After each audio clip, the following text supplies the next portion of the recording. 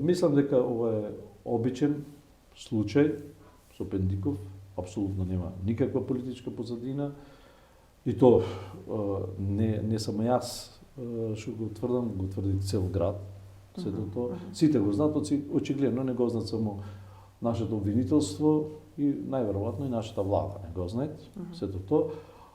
А особено индикативно е за една обична тепачка или без оглед. Јас не ја правдам тепачката, особено ако има тешки телесни повреди и така. Против насилство сме. Никој не сме никого да тепат. Има така. други институции, има други начини како се тие влошени односи, должнички доверителни односи да се решат, не со тепање, меѓутоа никако не е дело од омраза и затоа што бил бугарин.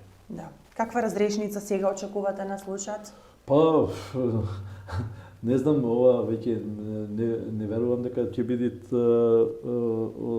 од правен аспект со правна разрешница, овде е вмешана политика. И ова дека најверојатно ќе му се суди за кривично дело од омраза.